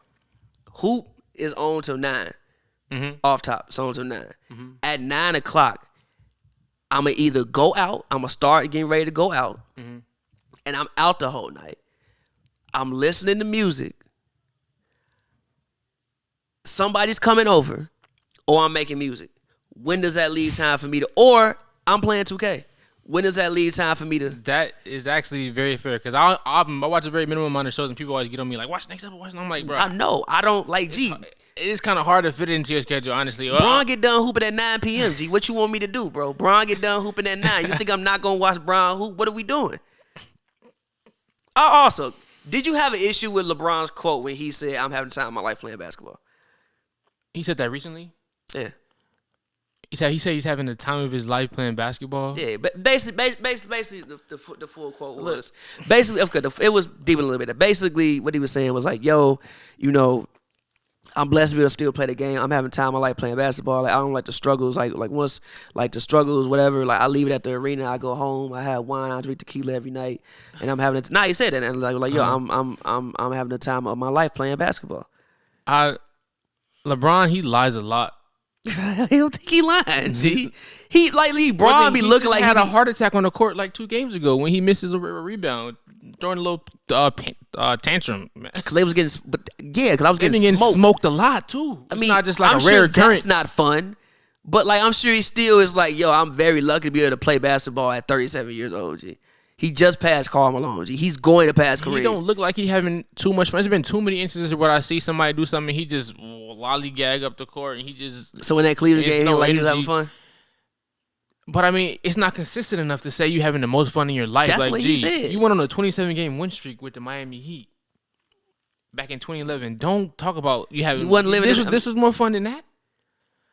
Come That's on, man. LeBron, Like that's what he said. The man said he had a time of his life. I don't know. You came back from 3-1, you 27-game win streak. Like I can look back on multiple different. You took the 07 Cavs to the finals. Like, bro, I can look at. He probably knows, but it's probably like, all right, bro. Like, I'm so blessed to be playing basketball at 37 years old. I just however old he is. I just passed. I'm number 2 all time in scoring. I live in LA. We probably are not gonna win a ring this season. Realistically, it's probably not gonna happen. Let me just ride this shit out, bro. But I mean, just playing basketball wise though, no. Maybe the outdoor activities, like I know you probably had a blast filming Space Jam and doing whatever else, having your Taco Tuesdays in Los Angeles. But as a Laker fan, from what I've seen, like you having too much fun out there on the court. And if you are having too much fun out there on the court, then that's bad because you getting your boots smoked every other night. That's what the man said. The man said he having time is like playing basketball. I don't know, bro. That's what the man said. That's what the man said. Hey, brother. That's what he said. That's what he said. I mean, I'm not gonna say I don't believe. And then I have a question: is it still possible for LeBron James to be the best player on the winning team? What's your definition of winning? Top 4 seed, top 3, 4 seed. If Anthony Davis was playing, would you say he was the best? If AD was playing, would you say Bron was the best player on this team? If AD was playing like 2020 AD, no. So Bron wasn't the best player in 2020? No. Okay, well then no. So what? So this is watch LeBron. No, I think he could be the best player on a winning team. But this is between winning and championship. On a winning team, yes. I think the Lakers would be better if they were healthy the whole season. I honestly think that. Like, we are looking at, you signed Kendrick Nunn, he literally has not played. That man been getting fits off the whole year. He had to do a lot of shopping. That man been on the bench the whole year. He got plenty of time for it. That man had to do a lot of shopping. We got the MLE. We wasted the MLE on that man. He had to do. He's not in the gym. He had to do plenty of shopping. You know what's hilarious when Bron had that dunk on Kevin Love? Kendrick Nunn jumped up. Yeah. Did you say I ain't like that? I ain't like how you. Like how quick he got up off the bench. Why'd you get up that quick? He get up so quick, brother. Hold on, brother. I thought you had a knee bruise, Everybody brother. Looked at that motherfucker like, hey, hold on. Hey, Vogel should look at that motherfucker like, whoa, brother. What's going on, brother? Everybody should have gave him the look like, what's going on? Slow down, brother. Whoa, brother. With blood still wet on the streets, that's when you want to take it? Whoa. The fun part about that dunk was the coaching staff got up. I don't think I've ever seen a coaching staff get up. Everyone got up. That was wild. It was kind of reminiscent. He didn't get as high, but it was kind of like his dunk when he was in Portland, when he was on Cleveland. Nah, that was the craziest. That's actually my favorite LeBron. It was dunk. the same. Actually, facts. Here with next conversation. What? Favorite LeBron dunk. I'm about to open this other bottle of wine, the good one. So check it out. Check it out. For all y'all out there, I've been recently hooked on white burgundies. French wine is red burgundy. I'm recently hooked on white burgundies. I love them. They're just incredible. I love them, and every time I give them to women, they love them. White burgundies. I've been drinking the hell out of white burgundies. But favorite LeBron dunks. I'm about to open this bottle of wine. I'll be back. Hold it down for me. That's all right. I got you. I'll talk about my favorite LeBron dunk. But my favorite LeBron dunk, I talk about, obviously, it's like top 3 dunks. Oh, I'm going to start with this one. This might be my favorite one, but I'm going to start with this one. My favorite LeBron dunk, it absolutely has to be the dunk on Jason Terry. It has to be the dunk on Jason Terry. It went from, I think Norris Cole got the steal. He outlet it. Wade Chalmers. Yeah, that was back during the Facebook era. So, like, I'll never forget, like, one of the homies texted me, like, yo, Terry just got killed. And I'm like, what? Like, was it worse than Brandon Knight? Because I was around this, like, that was after that area, after Deandre Jordan he killed that man.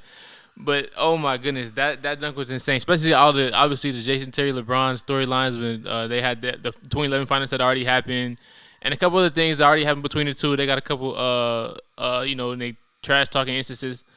But yeah, that's definitely one of my favorite LeBron James dunks. Was the Terry. I'll never forget where I was and reaction it was next day at school. Everybody was like, "You seen what happened?" And it's hilarious because this dude Terry he looked one way, and next day like he looked whoever had the ball, he looked towards Chalmers, and next thing you know, he looked back, he was on the floor. He had LeBron right there in his face. But it was an insane sequence of events, and it happened so fast. And it's like when you hoop, it's kind of like you kind of knew what he was going through. He just looked one way, and it's just like, and he was dead. It was crazy. Yeah, the setup was insane for Terry right there. I don't know, another LeBron dunk I really liked. LeBron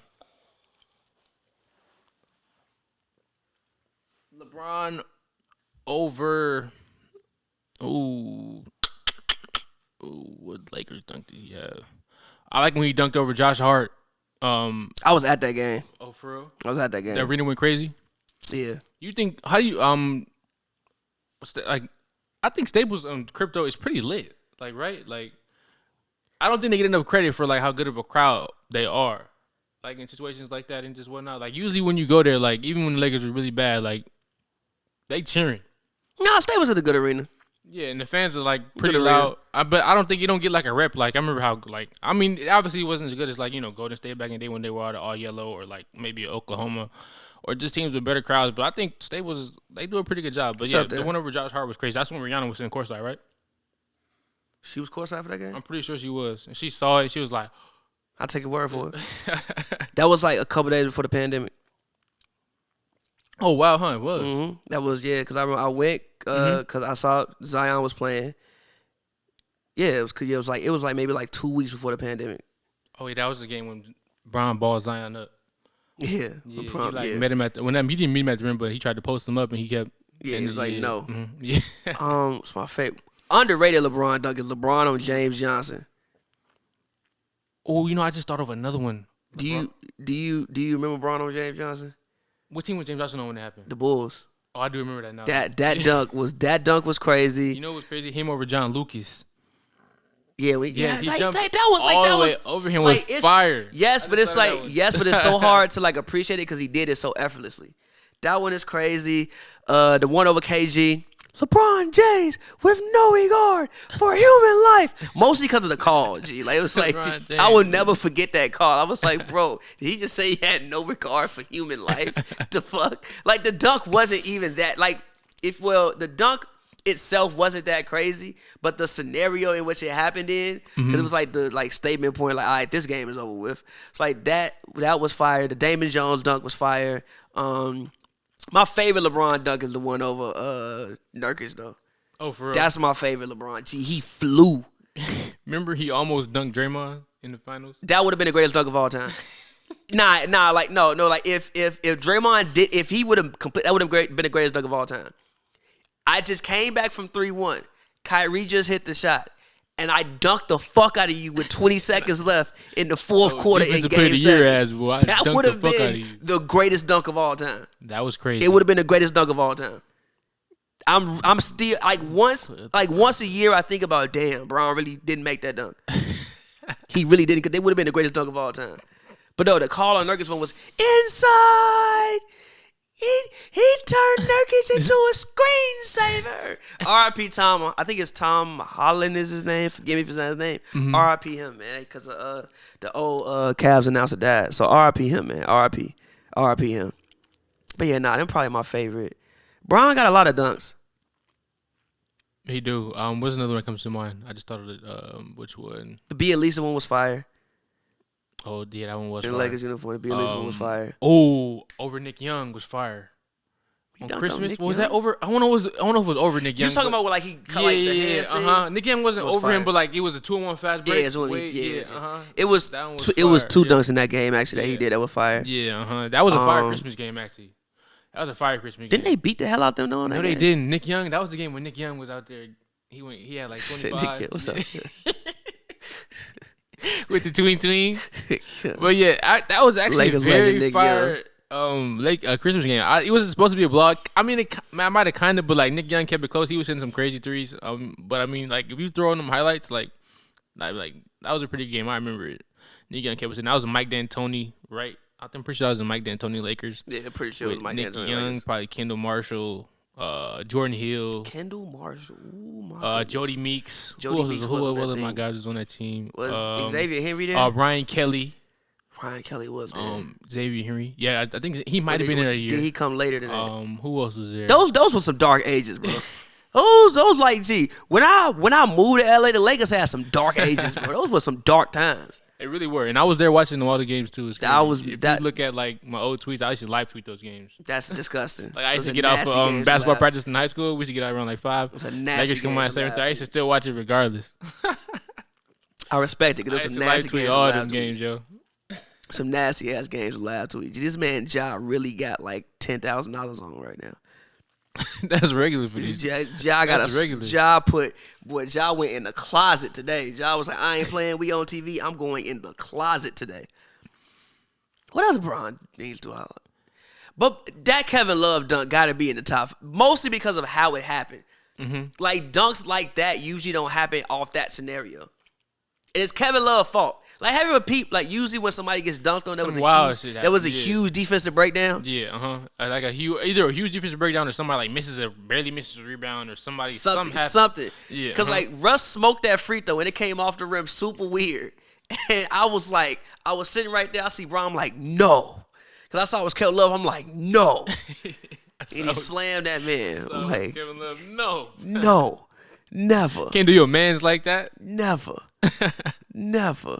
But no, yeah, that was probably the most fun outside of the 50-point game that I was at. Was the Washington game. Mm-hmm. It's probably the most fun I've had watching LeBron this year was that Cavs game. That game was fire.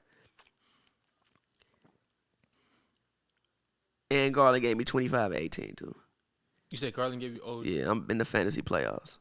Garland gave me. Are you hanging in there for the Sleeper League? You about to get it or? Actually, let me see. What is RJ doing tonight? I play RJ today. Oh yeah, and shout out to Thomas for winning the Hoops and Brews League. Fuck Thomas for winning the Hoops and Brews Nah, League. shout out to that man. Fuck Thomas for winning the Hoops and Brews You the only League. one in the Hoops and Brews gang that's ringless. Pavy, any thoughts or any comments on that? Alright, man. You the only one that's ringless, man. What's good? Man. When you gonna catch up? Alright, man. It's like my second half of seasons just be going downhill. Like every second half of my season just goes downhill. And I think I picked like terrible games in the last time. It's like, bro. It'd be so easy to pick the wrong games sometimes. It'd be so easy to pick the wrong game. You be so mad too. Like, I'd be just like it's locked in. It's like damn. And I finished like, what did I finish? I finished what is it? I finished what in this league? 5th? Trash. But nah, yeah, my shit just went downhill at the end, bro. That's for the which league? Sleeper league. Our league. Like Lonzo got hurt, Josh Giddey got hurt. They stopped featuring Capella in offense at all. Like my shit just went downhill at the end. It all like last year, bro. The Cavs set Drummond. Mm-hmm. I'm like, gee, what the fuck? Play him, bro. What you own? You are ruining my fantasy team. So it just always goes downhill for me at some point in time in the thing. What did you finish this year in fantasy? I finished pretty low this year. Yeah, exactly. But I did have a strong push at You the picked end. Kyrie. Didn't you trade Ja for Kyrie? That was a terrible decision. Not necessarily. Yes, it was. Kyrie has been getting off. Yeah, this was after this Kyrie has been getting off. I also got OG Anunoby, who's also playing really good basketball. He's hurt. He was hurt too. But like it was Kyrie a bad balling. trade, but it wasn't that bad of shit. Cause like Ja Morant, I really panicked when Ja Morant got hurt. Cause they wasn't giving no updates on the knee. And like you know how these knee players is, you never know what motherfuckers like Ja Morant, like what's going on. So I kind of panicked and he threw Ja He did Morant. just come back randomly. I was negotiating back and forth with the dude for a trade. And he threw Ja Morant. And I'm like, you can have him because I don't know what's gonna happen. And next thing you know, I got a report next week. Ja Morant about to come. I'm like, fuck. Nah, that was me last year when Ja got hurt. I remember I was watching the game. I was mad as hell. I'm like, all right, bro. I was watching the game. He got hurt against the Nets last year. Oh, for real? I'm mad. I feel you, bro. He, sprained his ankle, but I was mad as hell. Ain't no anger like when your fantasy player get hurt. Shit, you be like, watching the I'll be game like, all right, bro. Really? Did you sit that shit hard in your stomach? I declined the trade that was I could have got rid of Anthony Davis for Julius Randle and Anthony Simons, but I declined it because AD was playing some really good basketball when he first got back. And then like the next goddamn week, but Randle was actually playing insanely good basketball, and Anthony Simons was also snapping. like he's probably been one of the better like players in the league since like over the past couple of months. He been so it's just bum. like, oh my god. And then AD died like 2 games after that. I'm like, oh my. Anthony Simons is gonna be an interesting player this summer because I think it's his contract year. He's gonna be restricted though, right? Yeah, but still an interesting like player though. Yeah, him and Dame could. There's gonna be an interesting backcourt. They're gonna have a high pick too, right? Yeah, they should have a high pick. So, now, how high it is, I think for them, you probably hope you get Jabari Jabari, what's his last name? Smith. Or I From mean, Auburn. they need to get Chet. Only thing I'm gonna say no to Chet for them is because I don't know how NBA ready right now Chet is. I mean, I can see him. I don't know, man. His talent and his length, like that, don't grow on trees. It doesn't. It don't grow on trees. What type of impact do you think he will have next year in the NBA? Like you just go at the Blazers. Like I think the Blazers, you pick the best prospect right now. And the most ready one. But they don't really have. Who is they like? What height do they have? That's I good. said Jabari Smith. Jabari Smith is like 6'10". What school is he at? Auburn. They just lost to okay. Miami, but Auburn. He just got destroyed. He the one who got dunked on. That was him. That was him who got dunked on. I'm gonna tune into the tournament, man. I'm not gonna Eli it, but I'm gonna watch it. I think Eli's insane. See, I'm like Eli's insane. I told him like that shit not that entertaining. College basketball is the worst basketball of all. It's terrible basketball. That man said it was like something like I've been watching tournaments since 9 a.m. Like, relax, bro. Go to sleep, G. Go to sleep, bro. What you? Man, that shit is not that entertaining. Go to sleep, bro. I was watching. I think it was Arkansas State and who were they playing? No, not Arkansas State. It was Arkansas and like New Mexico State. Terrible basketball. Nasty game. Nasty basketball the whole time. You said New Mexico versus who? It was New Mexico State versus Arkansas. In the tournament, it was nasty basketball. Nasty like bro, they didn't score 60 points. Yeah, neither team scored 60 points. Yeah, I never understand people who still have this opinion to this day. They say they think college basketball is better than NBA basketball. And I'm like, I understand it from like old school terms. Only way I can understand it is like if the crowd and how intense it is. Like like it's intense. Like they screaming. Like it's a lot of the effort. Honestly, I give them the effort is probably a lot better because they got class on Monday. Some people when they leave the floor are never playing basketball again. Exactly. Like some people when they leave that tournament floor, their basketball career is literally over. And you can say that helps the product. I agree. That helps the product and what is put out there. So like it's fun to go out there and watch these young guys go out there, put out their whole effort and actually go out there and have to run some sets every time. Like we talk about the Bulls, we talk about the Nets. They can't do that. There's no possible way with the coaching. They have a whole system in place. You won't see a single team running anything like the Nets and the Bulls. And it's just kind of nice to come down and see these young guys get into their sets and you can't run something organized every single time down. Because like the court is too small. You're just gonna play zone and like it's court too small. It's just a different brand of basketball. It's completely different. That's going in. And you got fouled. Kyrie is insane, G. Woo, that was insane. But younger, I used to be a huge college basketball fan. Like back when they had like the John Wall, Cousins, Kentucky days, the Brandon Knight Kentucky days. Yeah, now I used to Nolan Smith Duke days. So when you said Nolan Smith Duke. So when I was closer to like that age, or like when I was like my age group, and it's like I played like high school sports. I used to probably watch more college basketball than even I did NBA. I can probably agree with that statement. Yeah, I probably, but it was a little bit different back then, though. I feel like. What you mean by that? I was more plugged in with high school sports, so I knew the people coming out. Oh, okay, yeah, definitely. Oh, yeah. So you already knew who was gonna be on what team and like Facts. who they was recruiting. Facts. Then also earlier on was before the one and done era. Oh, okay. So it's like when people went to college, they were still kind of there for some years. Yeah, most of the time, except for like the outliers. Yeah, like usually, I want to say usually now, if you a McDonald's All-American, I don't think you really stand 2 to 3 years in college. Definitely not. And then they also have the G League now. I love how they incorporate. I love how that's been incorporated. G-League. And it's not shamed. You know, it's kind of like, sure. you're going to the G League next. That's what's up. G League. What's the name of the G League team? Ignite. Yeah. Jalen Green's been coming on recently. Exactly. Yeah. Jalen Green's coming on recently. But yeah, there's a a long list of players who take that route, and it's not like listed as like a bad thing or like a weird thing. It's just like, and they get paid off the rip. Like they're not going to college. You know, a lot of people. I actually wrote very cold research paper about how college athletes have been exploited or are exploited like by the labor and how much money they make and not even able to make money off their name.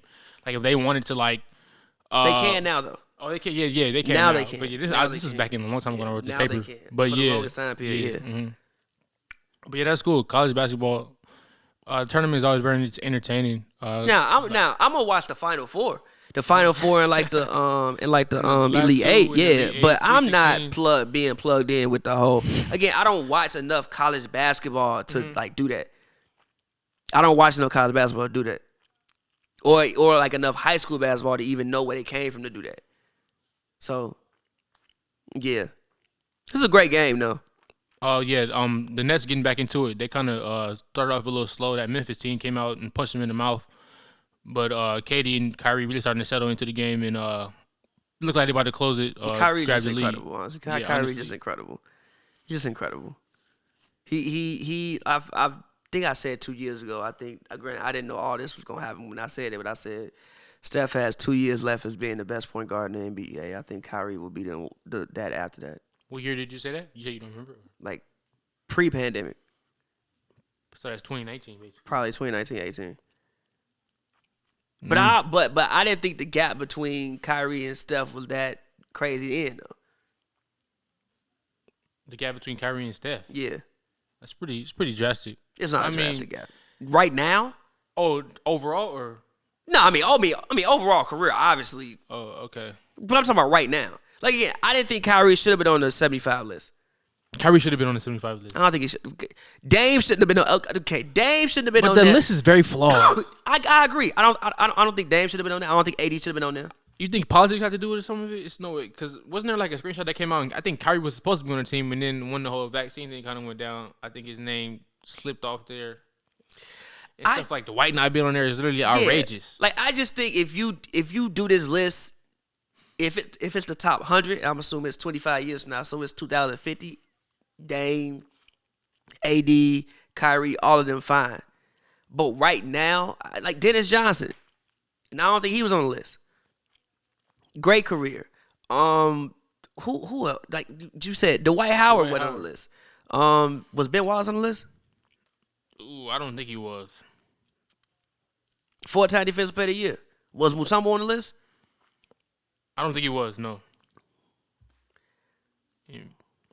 But yeah, I don't like. I mean, it's weird. I don't know. I'm not really sure what the criteria. The criteria was the media likes you. And then also, I realized there was an NBA 50 list before that.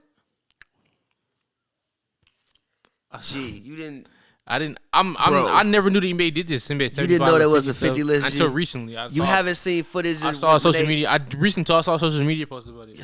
But that was back in like 2000, right? When it happened? It was in 1997 at the I was Cleveland. born in 1997. Okay, that's fair. But still, you didn't know there was a 50 list? I didn't know that. I didn't know this was a thing until the 75 thing popped up. It's cool. I think it's very cool that NBA does it, but I never. So and also that was 24 years ago. Every 24 years. That was base 25. I'm like assuming that they'll probably do one add 25 players every 25 years. What the? Oh, okay, that's interesting. But yeah, I wasn't familiar with that at all. Because you got guys play. Yeah, like, and I remember. That was the first All-Star game I remember watching. Was it 97 All-Star game? 97 All-Star game. The first one I remember that I watched that. 98 I remember watching. And how old were you when you watched the 97 All-Star game? 5. 5? Five. If I go by the same standards, the first All-Star game I would watch would be the 2003. Yeah. When Jordan hit.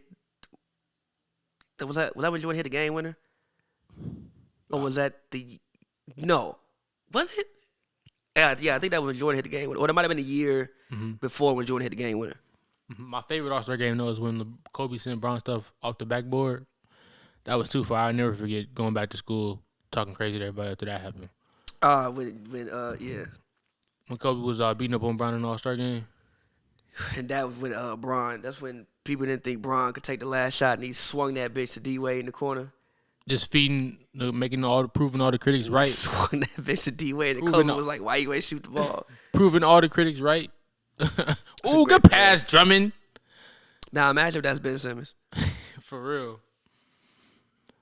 You know, I was rewatching the other day. I was watching all the Uncle Drew commercials. Great commercials. Those are solid. All like the first two especially. Like those is real solid. Shout out to Kyrie Irving and Pepsi for doing their thing with those. But yeah, this is a real good game. Watching the Nets Grizzlies right now. It's 3 minutes and 45 seconds left in the third quarter. Brooklyn has 92. Memphis has 97. Actually, Brooklyn just got 94. Kevin Durant layup 94-97. Very, very high scoring game, even though it's pretty much kind of regular for today's standards. But I'm going to still say it anyway. It's a very high scoring game. These teams are about to both reach 100 before the fourth quarter even starts. It's still high scoring. Yeah. Yeah, that's fair. But yeah, both teams are about to reach 100 before the fourth quarter even starts. I haven't watching too much of it because we've been sitting here talking.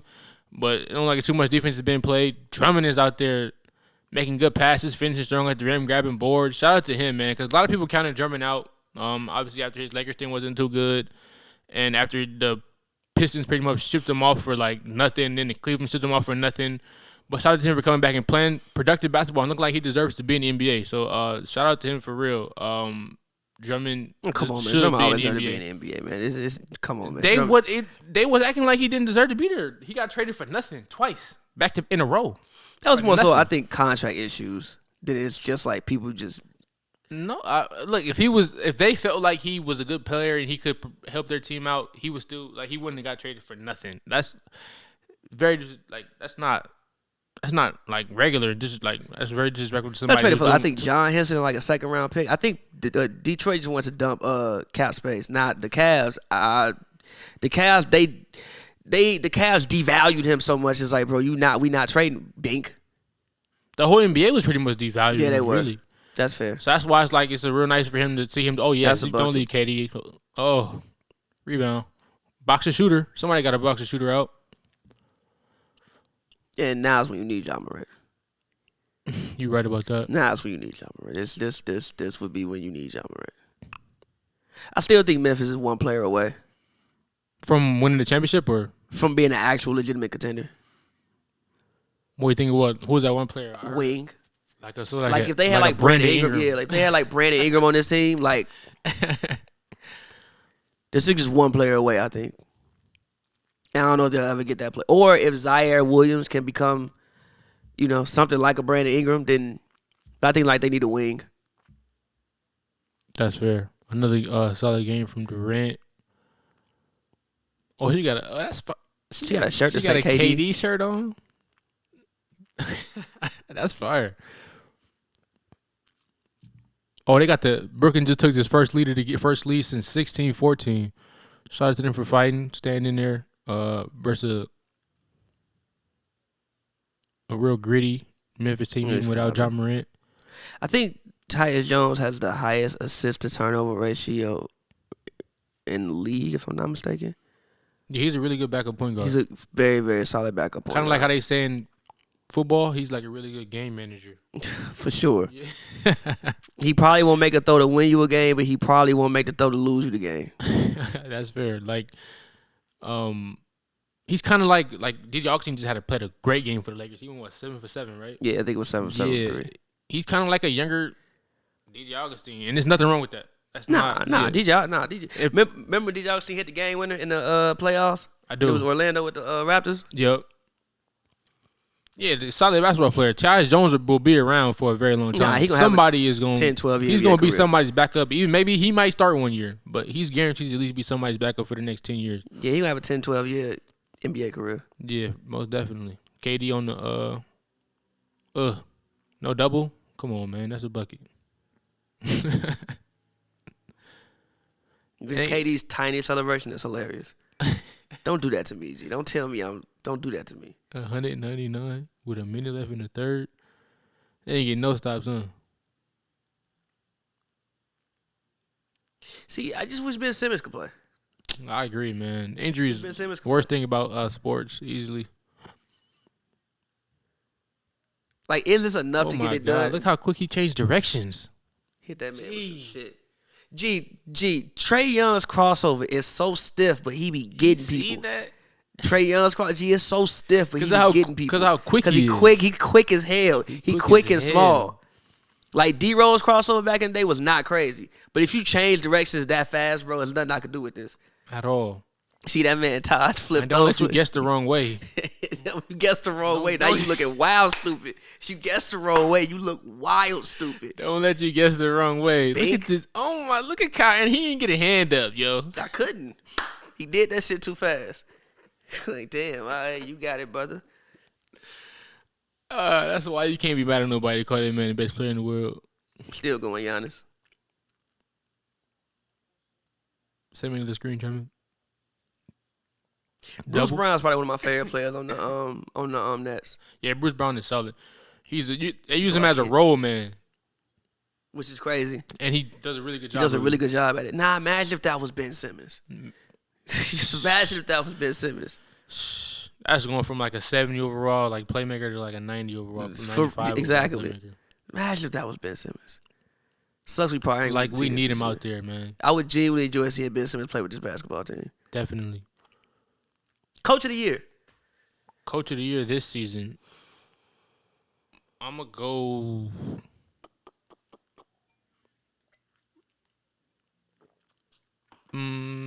Coach of the year. This is so good. Got the one.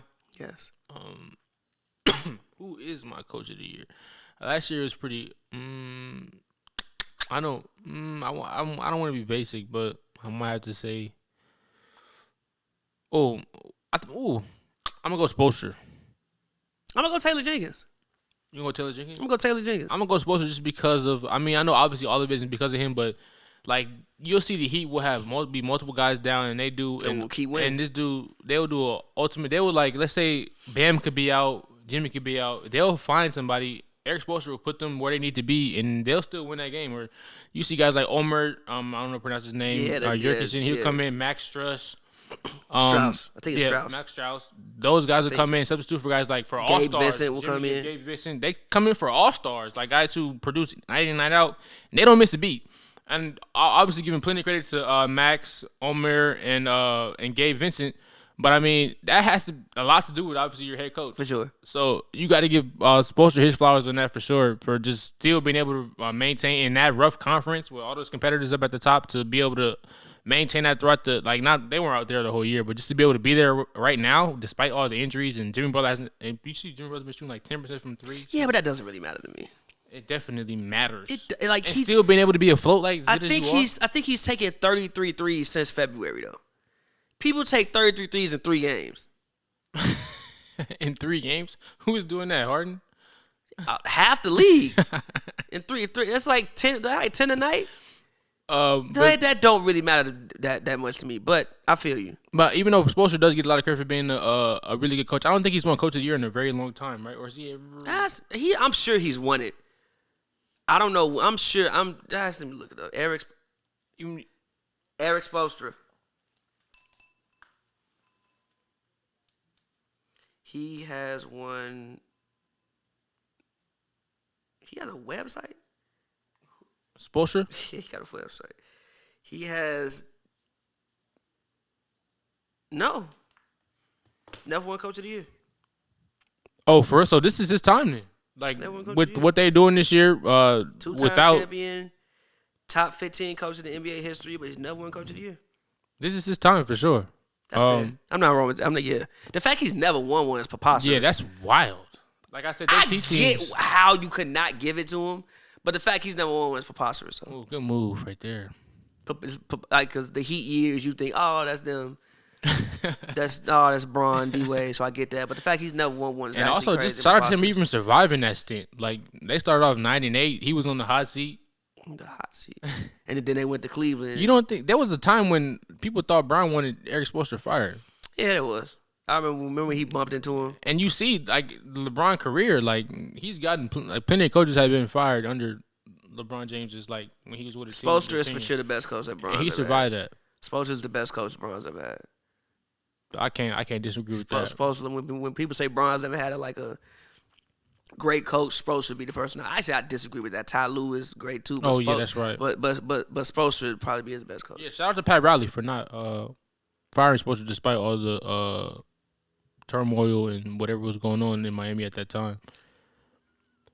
Even though they were still like number 1 in the East, no lower than number 2 or 3 in the East the whole time. But They started off 9-8. And then they went to Cleveland, beat the shit out the Cavs, and won like 10 straight games. I will always remember that day. Yeah, I won't forget that either. I was young. I feel like you forgot it, brother, because you said no, and KD went back. No, bro, it was not the same. G, it was not the same. It was close, man. No, it wasn't, dog. Oklahoma fans. Come on, man. It was not close, bro. They had the cupcake shirts on. They was calling this man the cupcake. They were throwing batteries in Cleveland. Where not towards LeBron? I think they were throwing like gee, it was actually, I told you it was a televised Klan rally. It was that was the weirdest atmosphere ever. It was a televised Klan rally, and he walked in there, scored 37 points, and was staring at J.J. Hickson midway through the second quarter. Hickson. And then the Heat went on a roll after that. Smooth after that. But no, what else did you then you said you had some other topics. I want to talk about maybe 1 or 2 more things before we get out of here. I know you got to be somewhere like 7. Oh yeah, I do. I think we pretty much covered everything I want to talk about. Honestly, the LeBron, Jokic. Cool. All right, cool. Well, Joe, get your plug in, and we'll start to get out of here. Yep, it's been another episode, you guys. Thank you guys for tuning in. On Twitter at the Jolts with 2 S's, JOLTSS. Give me on Instagram, East Ghost with a 0. And we are out. Tune into that next Grizzlies game. About to be a good one going into the fourth quarter. As always, man, follow me on Twitter at Pavy World, all one word. Make sure y'all check out my new project, the Chicago EP. Yeah, man. Until next time, it's been happy, y'all.